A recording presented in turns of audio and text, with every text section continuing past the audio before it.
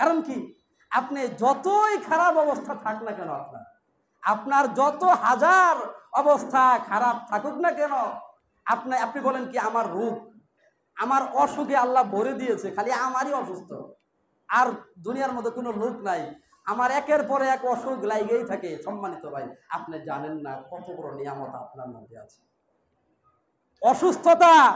অসুস্থতা কত বড় একটা নিয়ামত, সুবহানাল্লাহ ওয়া বিহামদিহি সুবহানাল্লাহিল আযীম। বিশ্বনবী মুহাম্মদ রাসূলুল্লাহ সাল্লাল্লাহু আলাইহি ওয়াসাল্লাম বলছেন, কোন ব্যক্তি রাস্তা দিয়ে যখন যায়, রাস্তা দিয়ে যাওয়ার পর যদি তার পায়ের মধ্যে একটা কাঁটা বিঁধে যায়, কি একটা কাঁটা, তার পায়ের মধ্যে যদি একটা কাঁটা বিঁধে যায়, এই কাঁটা বিঁধে যাওয়ার পরে যেই পরিশ্রম, যে কষ্টটা সে পায়, এই কাঁটা বিঁধার কারণে তার গুনাহ মাফ করে দেওয়া হয়েছে। তাহলে আপনাকে কি দিয়ে বলবো, অসুস্থতা, যেই ব্যক্তি বলে আমার 20 বছরে ঠান্ডা লাগে না, আমার 10 বছর ধরে কোনো ঠান্ডা জ্বর কিছুই হয় না, আমি বলবো মহান রবের বিশাল বড় নিয়ামত থেকে তুমি মাহরুম হয়েছো। তুমি মহান রবে আশ্চর্য ধরনের নিয়ামত রয়েছে।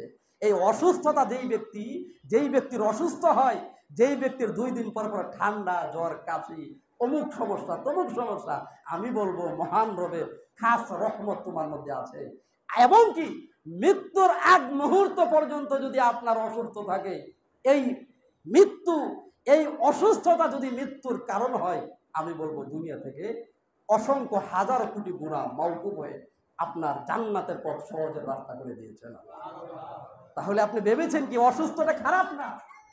তবে অসুস্থ আমাদের একটু ভোগাবেই তো, স্বাভাবিক কথা।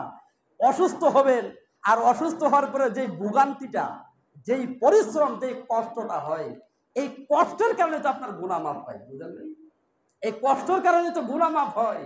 আর যাই হোক, যেটা বলছিলাম, লা ইন শাকারতুম লা আযীদান্নাকুম, তুমি মহান রবের জন্য শুকরিয়া করলে হাজারো বিপদ আপদে, তোমার ব্যবসা বাণিজ্য ভালো না, তোমার অর্থনীতি প্রবলেম, তোমার সমাজে বর্তমান অবস্থার সাথে তোমার চলাকর্ম কঠিন, কিন্তু সম্মানিত ভাই, আমি আপনাকে বলতে চাই, হাজারো অসুবিধার মধ্যে যদি আপনি 5 ওয়াক্ত সালাতি এবং আল্লাহ সুবহানাহু ওয়া তাআলাকে বুঝতে শিখেন, আল্লাহ সুবহানাহু ওয়া তাআলার কৃতজ্ঞতা আদায় করলে লা আযীদান্নাকুম, আল্লাহি, আল্লাহর কসম আমি বলছি, মহান রবের আয়াতের শপথ, মহান রবের এই অর্থের বিশ্লেষণকে আমি শপথ করে বলছি, মহান রবের ইজ্জতের কসম, এই আয়াত 100% আপনার জীবনে প্রতিফলন হবে যদি বিপদ আপদে বালা মুসিবতে যদি শুকরিয়া আদায় করেন।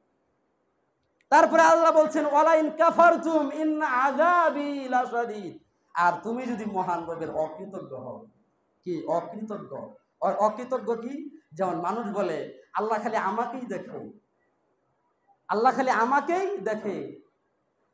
আমাকেই দেখে, আমার এত বড় অসুবিধা, এই অসুবিধার মধ্যে আরো 20,000 টাকা জরিমানা লেগে গেল না। একজন লোক অসুস্থ, একজন লোক অভাবনটনে, কিন্তু হঠাৎ করে তার ছেলে হোক, মেয়ে হোক, বা তার বাবা হোক, তার মা হোক, রাস্তায় অ্যাক্সিডেন্ট করেছে। এরকম হয় না যে একটা গ্রাম্য ভাষা, যে মরার ওপরে খাড়ার গানে এরকম একটা কথা আছে, যে যতই বিপদ আরো তার উপরে আরো বিপদ, এটা কিন্তু হয়। তবে আমি একটা আয়াতকে আপনাকে স্মরণ করিয়ে দিতে চাই। আল্লাহ বলছেন যে ইন্না মাআল উসরি ইউসরা ফাইন্না মাআল উসরি ইউসরা ফাইদা ফারাগতা ফানসাব ওয়া ইলা রাব্বিকা ফারগাব।